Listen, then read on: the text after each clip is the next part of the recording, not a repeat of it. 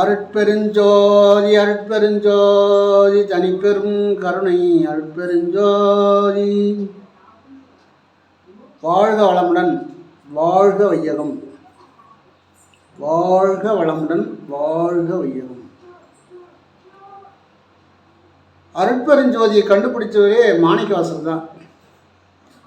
ஜோதியாக ஏவன் இருக்கிறான், அருவமாக இருக்கிறான் என்று கண்டுபிடித்தவர் மாணிக்கவாசகர். அந்த மாணிக்கவாசகருடைய எனக்கு அதிகமாக பிடிக்கும். ஏன்னு கேட்டால், அருவமானவன் ஜோதியாக இருக்கிறான் இறைவன், சுடராக இருக்கிறான், ஒளியாக இருக்கிறான்னு சொன்னவர். அதே போல் முருகனையும் எனக்கு பிடிக்கும். அதுக்கு அடுத்தது தான் பெருமானை பிடிக்கும். ஏன்னா அவர் அருவத்தை ஏற்றுக்கொண்டதால் அவரை பிடிக்கும். அவர் அருவத்தை ஏற்றுக்கொள்ளாட்டால் நாம் அங்கே போக போகிறது. அதனால் யார் மனதுக்கு ஏற்ப யார் எந்தெந்த சித்தர்கள் என்னென்ன நல்லது செய்தார்களோ அவளை ஏற்றுக்கொள்ளலாம். அதான் சொல்கிறாரு, கருதிய நூல் கல்லாதான் மூடனாகும். கருதிய நூல் கல்லாதான் மூடனாகும், கணக்கறிந்து பேசாதான் கசடனாகும், ஒரு தொழிலும் இல்லாதான் முகடியாகும். ஒரு தொழில் இல்லைன்னா வயது முகடிதான். ஒன்றுக்கும் உதவாதன் சோம்பனாகும் அப்படின்றது. பெரியவர்கள் முன்னின்று மறுத்த போலே பேசாமல் இருப்பவனே பேயனாகும் அப்படின்றது. பரிவு சொல்லி தழுவியவன் பசப்பனாகும், பசிப்போருக்கு இட்டு உண்ணாதான் பாவியாமே அப்படின்றார். பசிப்போருக்கு இட்டு அவங்களுக்கு கொடுத்துட்டு சாப்பிடாதவன் பாவி என்றார். நாம் பிறரை கெடுத்தால் தான் பாவின்னு நினைக்கிறோம், பிறர் பொருளை அபகரித்தால் தான் பாவின்னு நினைக்கிறோம். பசித்த முகத்தை கண்டு அவங்களுக்கு இருக்கிற ஆகாரத்தை கொஞ்சம் கொடுத்து அந்த பசியை தணிக்காமல் சாப்பிட்றானே அவன் பாவி ஆகும் அப்படின்ற. ஒரு நல்ல நூல் இருக்குன்னா படிக்கணும். திருவாசகம், திருமந்திரம், இப்படி திருவருட்பா, இப்படி எல்லாமே படிக்கணும். முன்னோர்கள் எழுதியதெல்லாம் படிக்கணும். அதான் கருதிய நூல் கல்லாதான் மூடனாகும். எல்லாத்தையும் படித்தா தான் நம்ம யார் என்ன சொல்கிறாங்கன்னு தெரிஞ்சுக்கலாம். கணக்கறிந்து பேசாதான் கசப்பனாகும்.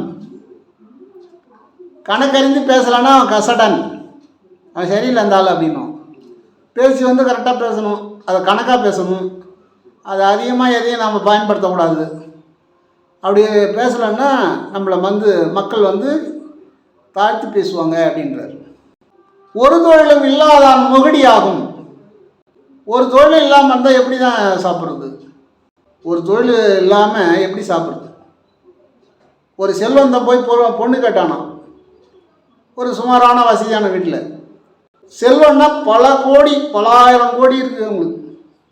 7 தலைமுறைக்கு சாப்பிட்லாம், அம்மா சுத்து இருக்கு. அவன் போய் பெண்ணு கேட்குறான். கேட்கும்போது அந்த பெண்ணுக்கு அப்பா என்ன சொல்கிறாரு, அப்பா நீ என்னப்பா படித்தேன்னாரு.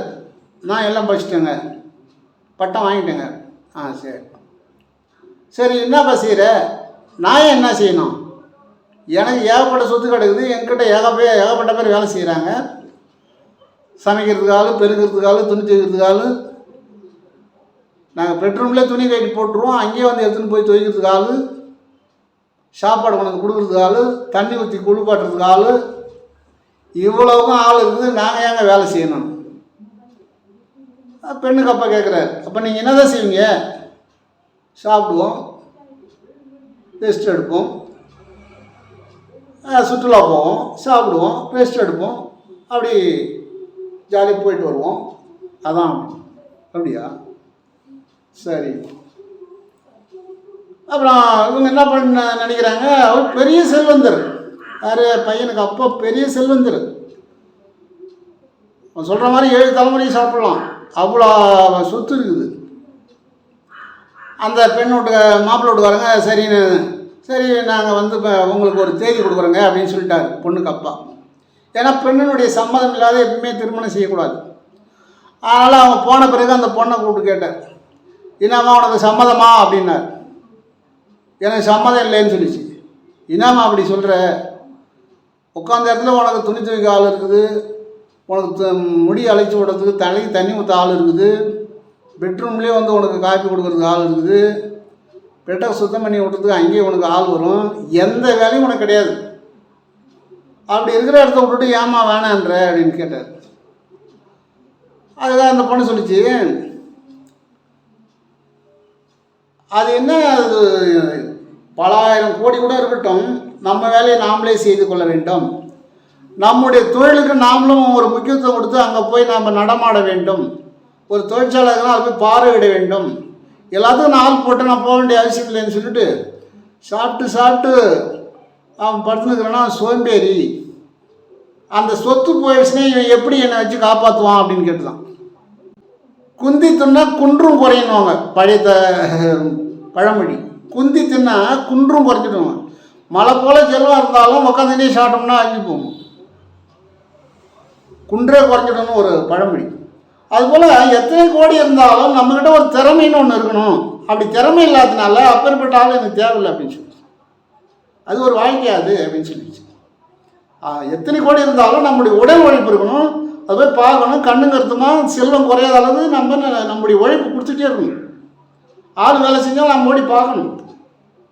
எதையுமே நான் செய்ய மாட்டேன், எல்லாமே எங்கள் அப்பா செய்வாங்க, எனக்கு எதுவும் வேலையும் இல்லை, நான் சாப்பிடுவேன், டெஸ்ட் எடுப்பேன், நான் சாப்பிட்டு தூங்குறவன் நல்லவனா, பலாயிரம் கோடி வச்சுருந்தாலும் தேவையில்லை அந்த வாழ்க்கைன்னு சொல்லிடுச்சு இந்த பொண்ணு.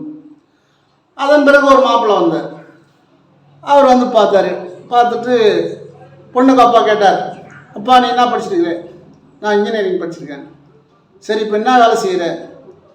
நான் எந்த வேலையும் செய்யலை, நான் படித்த படிப்புக்கு ஒரு தொழிற்சாலை கட்டி அதில் 4 பேருக்கு வேலை கொடுக்கலாம், நாமளும் உழைக்கலாம், நாமளும் முன்னேறலாம், நம்ம கூட இருக்கவங்க முன்னேறுவாங்க அப்படின்னு சொல்லி எனக்கு ஒரு வீடு இருந்தது, அதையும் பேங்கில் அடமானம் வச்சுட்டு அந்த தொழிற்சாலை தான் ரெடி பண்ணியிருக்கிறேன், ஒரு தொழில் செய்ய போகிறேன், நான் 4 பேருக்கு வேலை கொடுக்க போகிறேன், நானும் சம்பாதிப்பேன், நானும் உழைப்பேன் அப்படின்னு சொல்லி, சரி போயிட்டு வாப்பான்னு அனுப்பிச்சி விட்டார். அப்புறமா அந்த பொண்ணை கேட்டார், இதாம்மா இருக்கிற வீடை கூட பேங்கில் அடமானம் வச்சுட்டேன்னு சொல்கிறான், அதனால் இவனை திருமணம் செஞ்சுட்டு என்னம்மா செய்வேன் அப்படின்னு கேட்டார். நான் அவரே திருமணம் செஞ்சுக்கிறேன்னு சொல்லிச்சு அந்த பொண்ணு.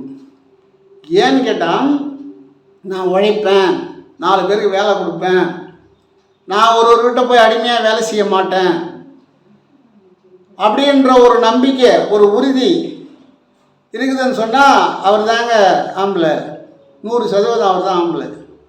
நானும் உழைப்பேன், என் கூட இருக்கிறவங்களுக்கும் தொழிலை கொடுப்பேன், அவங்களுக்கும் வேலை கொடுப்பேன் அப்படின்னு சொல்கிறாரு. அது என்றைக்கும் அழியாது, அவர் கைத்தொழில் இருக்குது. எப்பேற்பட்ட கஷ்டம் வந்தாலும் தொழிலை வச்சு நாங்கள் சாப்பிட்டு முன்னேறிக்குவோம், எங்களுக்கு நஷ்டம் வராது, இதுதான் வாழ்க்கை அப்படின்னு சொல்லிச்சு அந்த பொண்ணு.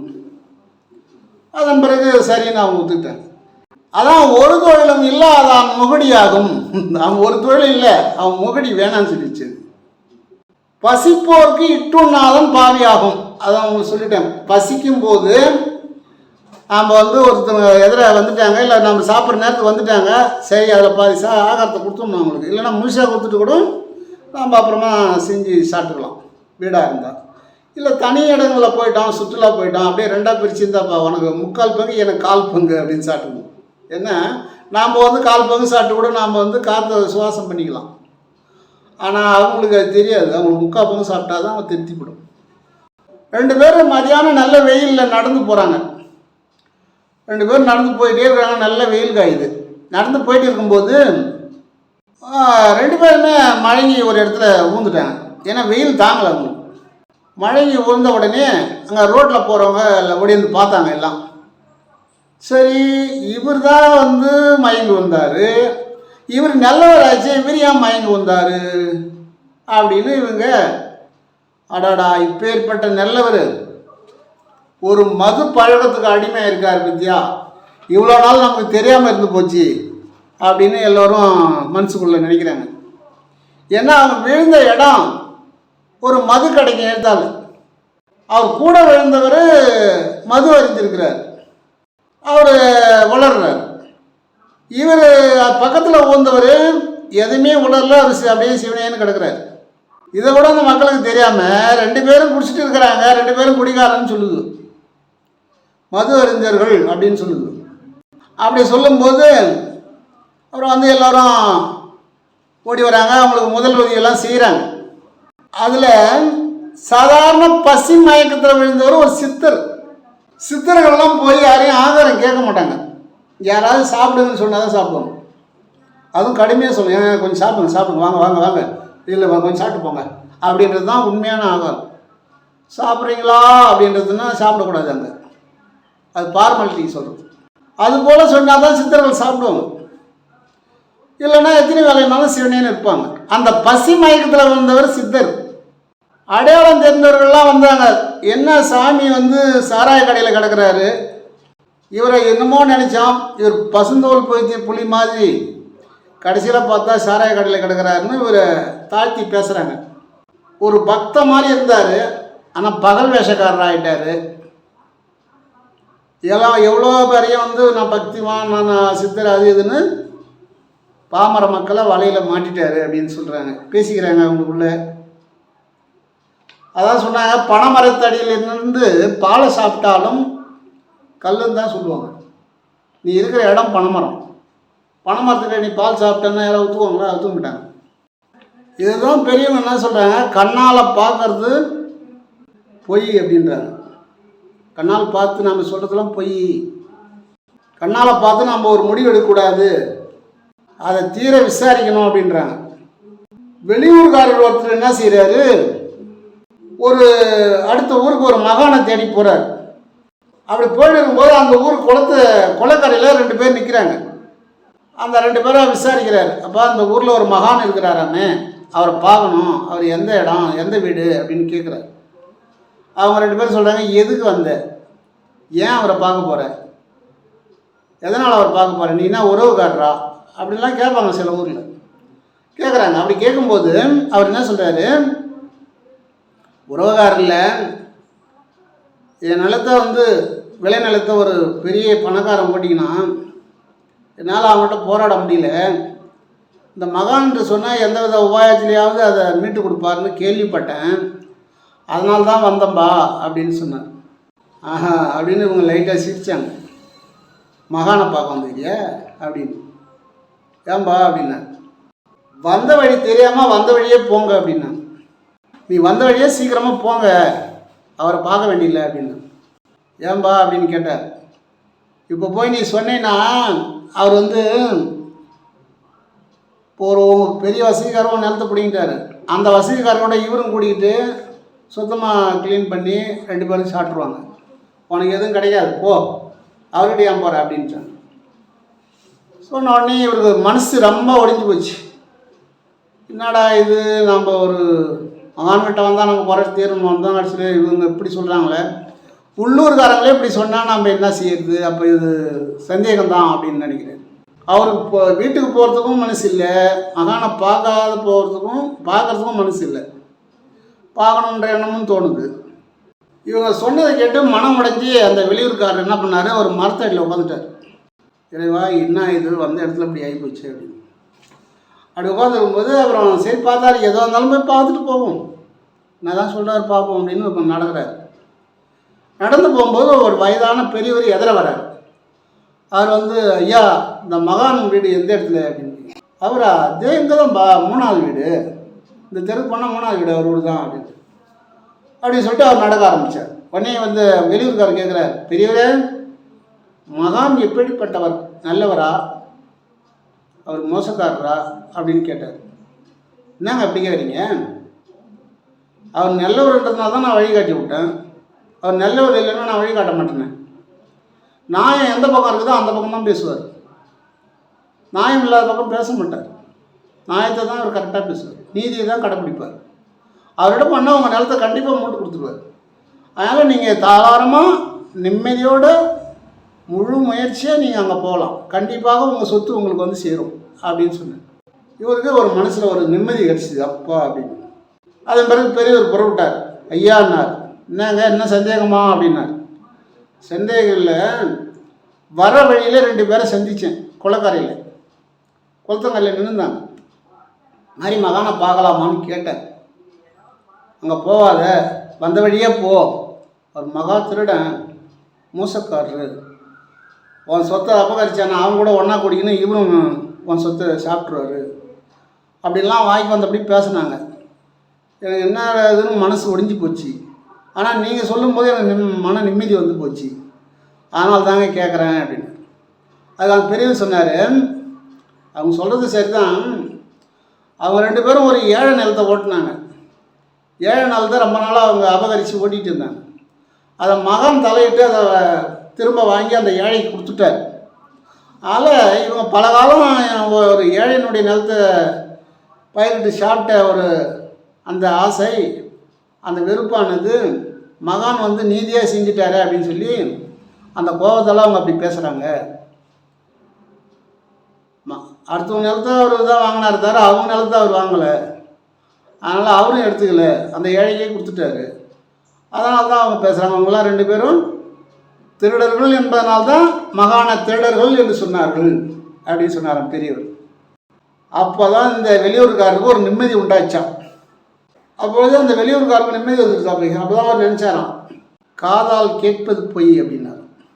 காதால் கேட்கறது பொய், தீர விசாரிச்சதுனால தான் மெய் கிடைச்சது. பொய்மான நம்பி ராமர் ஓடினார், ஓடி ஏமாந்தார். அது பொய்மானா மெய்மானான்னு விசாரிக்காத போனதுனால அவர் பாதிப்படைந்தார் ராமர். பொய்மான தேடி ஓடி ராமன் ஏமாந்தார். பிரம்மா சிவபெருமான நானே படைத்தேன் அப்படின்னார். அப்படி சொன்னதுனால பிரம்மாவனுடைய தலை போனது.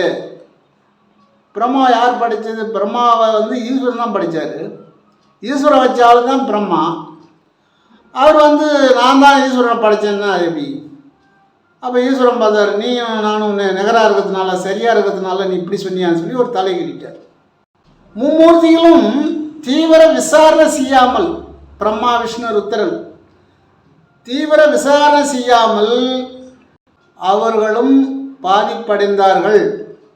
மும்மூர்த்திகளே இப்படி ஏமாந்துருக்காங்க. அதனால் கண்ணால் பார்ப்பது போய், காதால் கேட்பது போய், தீர விசாரிப்பதே மெய் அப்படின்றார். ஆன்மீகத்தில் முழுமையாக தெரிந்து கொள்ள, ஆன்மீகம் முழுமையாக தெரிந்து கொள்ள வேணும்னா விசாரணை தேவை அப்படின்றார். விசாரணை அவசியம். கடவுள் நம்முள்ளே ஜோதி வடிவமாக இருக்கிறார், அதை ஸ்ட்ராங்காக தெரிஞ்சுக்கணும். மாணிக்கவாசர் சொன்னது, கடவுள் நம்முள்ளே ஜோதி வடிவமாக இருக்கிறார், அவர் ஒரு ஆன்மாவாக இருக்கிறார். நான் தான் ஆன்மா, நான் கூட சொல்லக்கூடாது, ஆன்மா ஆன்மான்னு சொல்லணும். நம்முடைய முக்கண்ணிலே ஆன்மா ஆன்மான்னு நினைக்க ஆரம்பிக்கணும். அந்த இடத்துல ஆன்மா இருக்குது ஆன்மா இருக்குன்னு நினைக்க ஆரம்பித்தோம்னா அது அதன் பிறகு உனக்கு அது உள்வொளி ஓங்கி உயிர் ஒளி விளங்கும். உள்ளே இருக்கிற ஒளி ஓங்கி உயிர் ஒளி விளங்கும். இது நினைக்க நினைக்க என்ன பண்ணால் உள்ளே இருக்கிற ஒளி ஓங்க ஆரம்பிக்கும். வெல்வொளி காட்டிய மெய் அருள் கனலே அப்படின்னு வரும். வெல்வொளி தெரியும், மெய்யினுடைய இந்த உடம்புடைய அருள் கனல் தெரியும் அப்படின்றது. அதனால் ஆன்மீகத்தை முழுமையாக அடைவேன்னு சொன்னால் நிறைய விசாரணை தான் பண்ணணும். நான் வந்து ஆன்மீகத்துக்கு வந்தபோது நிறைய பேர் இப்படி தான் சொல்லுவாங்க, அது சரி வராது, இது சரி வராது, அது சரியில்லை, அந்த குருநாதர் சரியில்லை, அவர் வந்து எப்பேற்பட்டவர், இவர் இப்பேற்பட்டவர் அப்படிலாம் சொல்லுவாங்க. இருந்தாலும் குருநாதர் நமக்கு முக்கியம் இல்லை, அவங்க சொல்கிற வார்த்தை தான் என்ன முக்கியம், அவங்க பேசும்போது என்ன பேசுகிறாங்க அப்படின்றது தான் முக்கியம். அதுபோல் இதுவும் விசாரணை தேவை. விசாரித்தா தான் ஆன்மீகத்தை நம்ம முழுமையாக அறிந்து கொள்ள வேண்டும். முழுமையாக தெரிந்து கொள்ள வேண்டும் என்றால் விசாரணை தேவை என்று சொல்லி இதோடு நிறைவு செய்கிறேன். இதில் ஏதாவது தவறு இருக்குமே ஆனால் அதை விட்டு விடுங்கள், நல்லவை மட்டும் எடுத்துக்கொள்ளுங்கள். அன்னப்பறவை என்ன செய்யும், எவ்வளோ பாலில் எவ்வளோ தண்ணி கலந்தாலும் பாலை மட்டும்தான் சாப்பிடும், தண்ணி விட்டுரும். அதுபோல் நீங்கள் அன்னப்பறவை மாதிரி தவறை விட்டுவிட்டு நல்லதை மட்டும் எடுத்துக்கொள்ளுங்கள் என்று மிக்க பணிவோடு கேட்டுக்கொள்கிறேன். வாழ்க வளமுடன், வாழ்க வையகம். உடல் நலம், நீண்டாயுள், நிறைச்செல்வம், உயர் புகழ், மெய்ஞானம் ஓங்கி வாழ்க வளமுடன். வாழ்க வையகம். அருட்பெருஞ்சோதி அருட்பெருஞ்சோதி.